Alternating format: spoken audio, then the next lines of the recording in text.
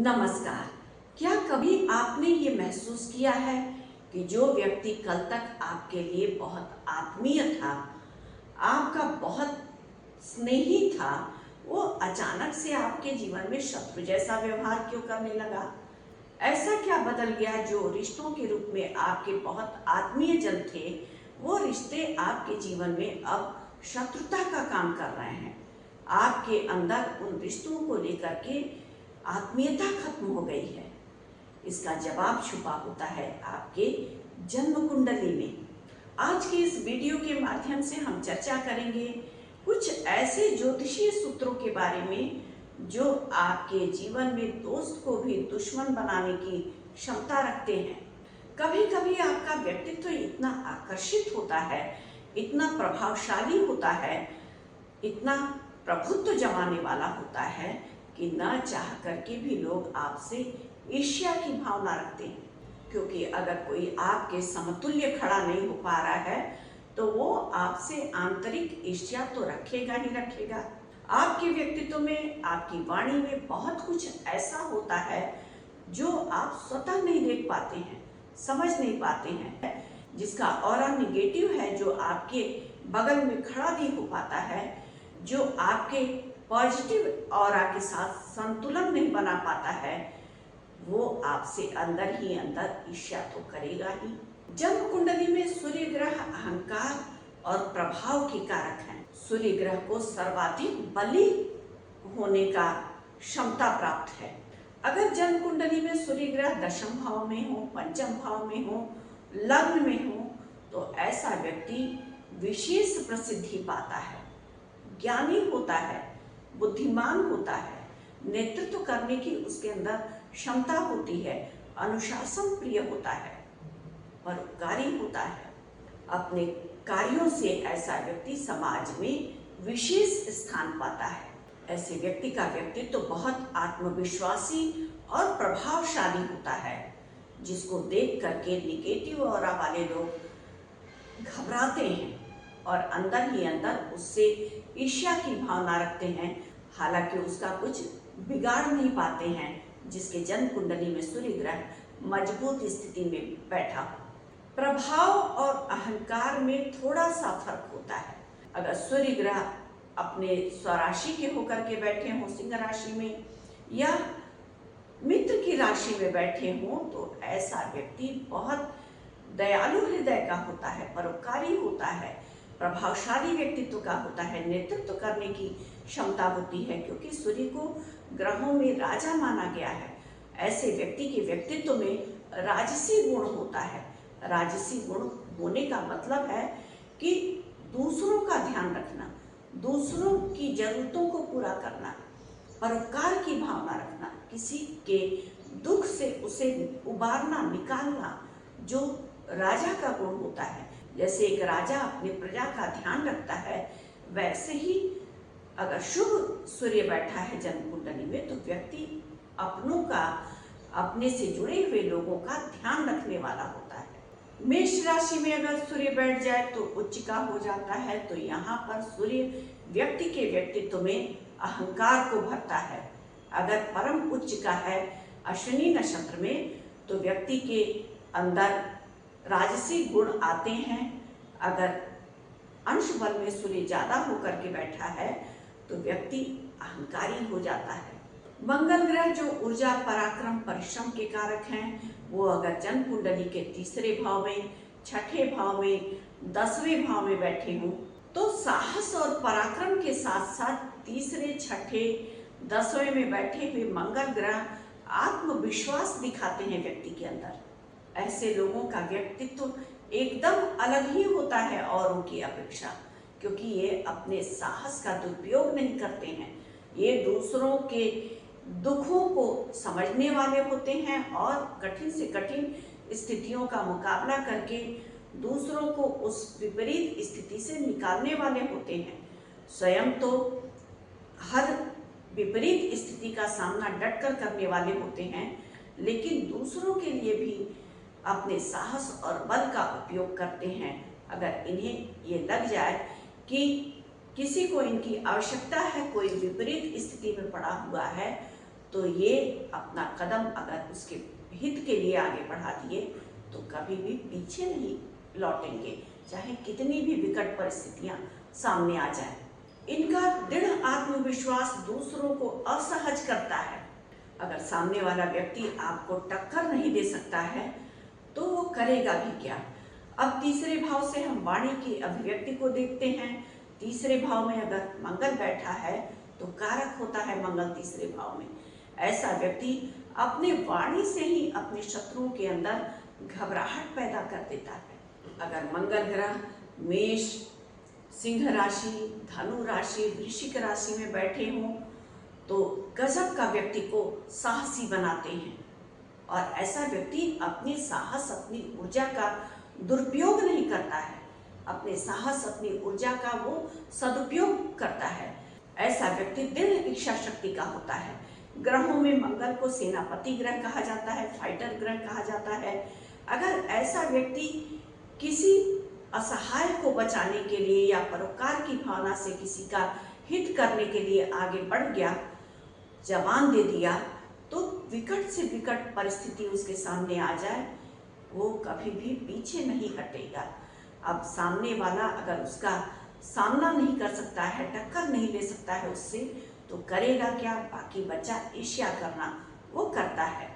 अगर राहु ग्रह जन्म कुंडली के केंद्र या त्रिकोण के भाव में शुभता से बैठा हो और राशिपति की स्थिति जन्म कुंडली में अच्छी हो तो ऐसा व्यक्ति वाक्पटु होता है, कूटनीतिज्ञ होता है, बहुत बातों का धनी होता है। मायावी तरीके से किस तरह से तोड़ मरोड़ करके बातों को दूसरों के सामने रखा जाए और भावनात्मक तरीके से उस व्यक्ति को द्रवित किया जाए अपनी बातों से, खूब आता है अगर राहु ग्रह केंद्र या त्रिकोण में बैठा है तो।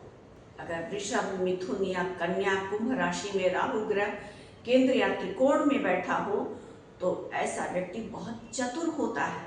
किस तरह से अपनी बातों को रखना है उसे खूब आता है। और ऐसा व्यक्ति बार बार पीछे की बातों को उठा करके सामने वाले को चुप कराने की कोशिश करता है, यानी अपनी बातों का वजन बनाने के लिए ऐसा व्यक्ति किसी भी पैंतरेबाजी को इस्तेमाल करने से गुरेज नहीं करता है। अगर केंद्र या त्रिकोण के भाव में राहु ग्रह बैठे हों तो लाइमलाइट बटोरने के लिए ऐसा व्यक्ति बहुत बातों का धनी होता है।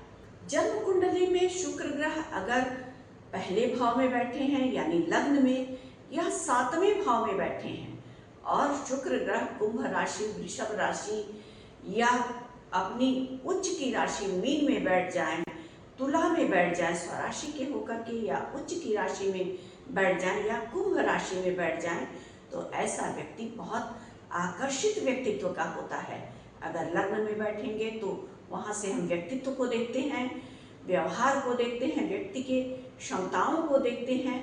और सप्तम भाव में अगर बैठेंगे तो 7वीं दृष्टि से लग्न को देखेंगे। ऐसा व्यक्ति कलात्मक प्रतिभाओं से भरा होता है जिसके जन्म कुंडली में कुंभ राशि में, वृषभ में, तुला में शुक्र ग्रह बैठे हों शुभता के साथ, अंश बल से मजबूत होकर के। ऐसा व्यक्ति अपने व्यक्तित्व को बहुत आकर्षित बनाने के लिए प्रयासशील रहता है। अब ये आकर्षण जो शुक्र की शुभता वाला होता है वो बाह्य आकर्षण से हट करके गुणों का आकर्षण, प्रतिभाओं का आकर्षण, ऐसे व्यक्ति का रहन सहन बहुत ही अलग होता है औरों से। ड्रेसिंग सेंस ऐसे व्यक्तियों में बहुत अच्छी होती है जिसके जन्म कुंडली में कुंभ, वृषभ, तुला या मीन राशि में शुक्र ग्रह बैठे हों। मीन राशि में शुक्र ग्रह बैठते हैं तो आध्यात्मिकता की तरफ व्यक्ति को ले जाते हैं। व्यक्ति अपने ज्ञान की दिव्यता के आकर्षण से लोगों को प्रभावित करने वाला होता है। अब कोई व्यक्ति उसके प्रतिभाओं की समानता न कर पाए, कोई व्यक्ति उसके ज्ञान का समानता न कर पाए तो ईर्ष्या के सिवा उसके जीवन में कुछ बचता नहीं है। ऐसा व्यक्ति जिसके जन्म कुंडली के लग्न में शुक्र ग्रह स्वराशि के होकर के बैठे हों, अंश बल से मजबूत होकर के, किसी पाप ग्रह से दृष्टि या पीड़ित ना हो, क्योंकि शुक्र ग्रह बहुत सौम्य ग्रह है, वो किसी भी पाप ग्रह के संबंध में आता है तो अपनी सौम्यता को खो देता है। ऐसा व्यक्ति बहुत चालाक हो जाता है, शुष्क प्रवृत्ति का हो जाता है। और शुक्र ग्रह जो सौम्य ग्रह है, वो अगर सौम्यता के साथ जन्म कुंडली में शुभता के साथ बैठा है, लग्न या सप्तम में आपके व्यक्तित्व से उसका संबंध बन रहा है, तो ऐसा व्यक्ति व्यक्तित्व से बहुत आकर्षित होगा, सौम्य व्यवहार का होगा, प्रतिभा संपन्न होगा। ऐसे व्यक्ति बहुत ज्ञानवान होते हैं, बौद्धिकता से भरे होते हैं।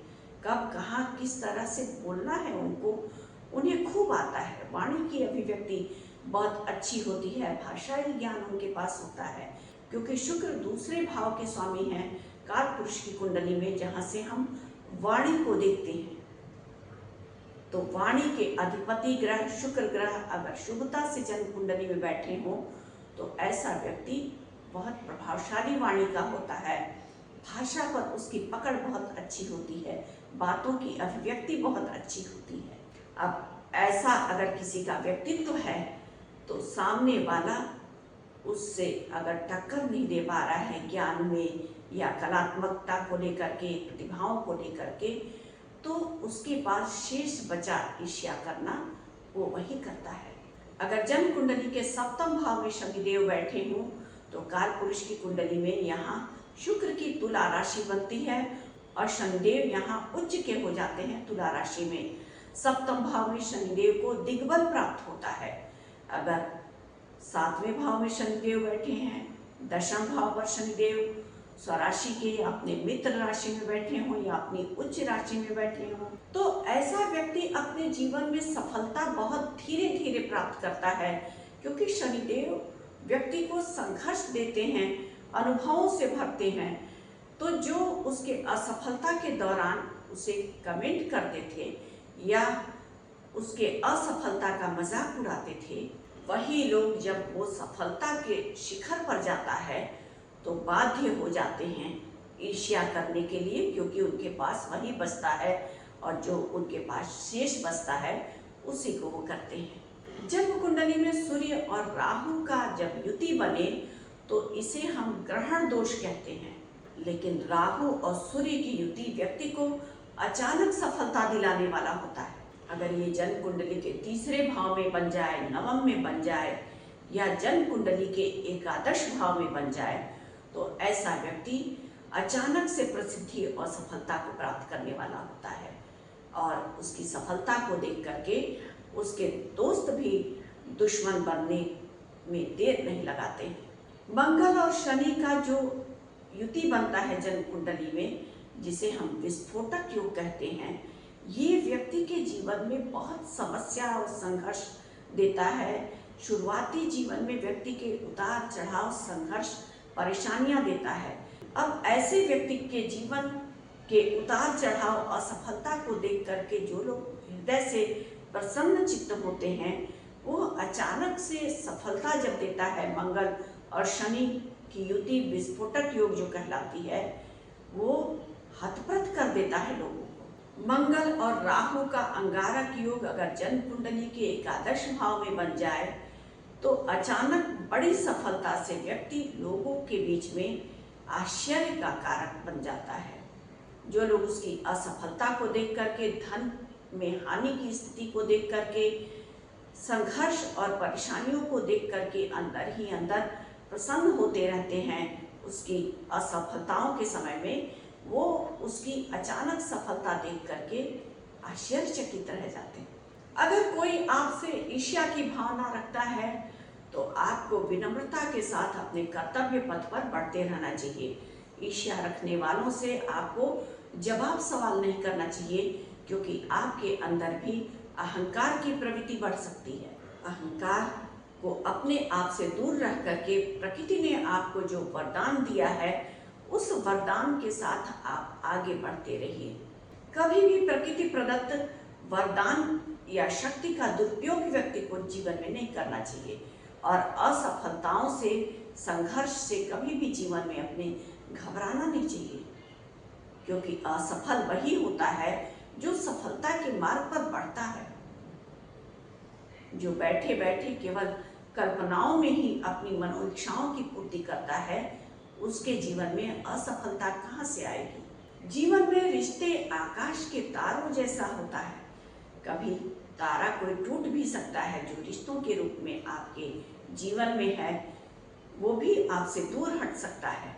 कुछ रिश्ते आपके जीवन भर आपका साथ देते हैं, चमकते हैं, और कुछ तारा की तरह टूट जाते हैं। जब कोई रिश्ता आपसे टूटे या आत्मीयता की कमी हो जाए, कड़वाहट आ जाए, तो उस रिश्ते से अलग हो जाने में ही भलाई होती है, क्योंकि रिश्तों के टूटने का कारण जन्म कुंडली में ग्रहों की चाल होती है। प्रकृति तय किया होता है कि आपके जीवन में कौन सा रिश्ता किस तरह का दायित्व निभाएगा और कब तक रहेगा। आपके जन्म कुंडली के किस भाव में कौन सा ग्रह बैठ करके आपके रिश्तों को ग्रहण लगा रहा है, ये आपकी जन्म कुंडली में बैठे हुए 9 ग्रह बयां कर देते हैं। अगर इसे आप समझ लेते हैं तो आप अपने जीवन में बहुत ज़्यादा नकारात्मकता से बच सकते हैं। तो आज हमने ग्रहों की कुछ विशेष स्थितियों के बारे में समझा, ज्योतिषीय सूत्रों के माध्यम से, कि किन किन स्थितियों में आपके रिश्ते आपसे अलग हो जाते हैं। उम्मीद है आपको ये हमारा वीडियो पसंद आया होगा। हमारे वीडियो को लाइक करना ना भूलें और हमारे चैनल को सब्सक्राइब करना बिल्कुल भी ना भूलें। धन्यवाद।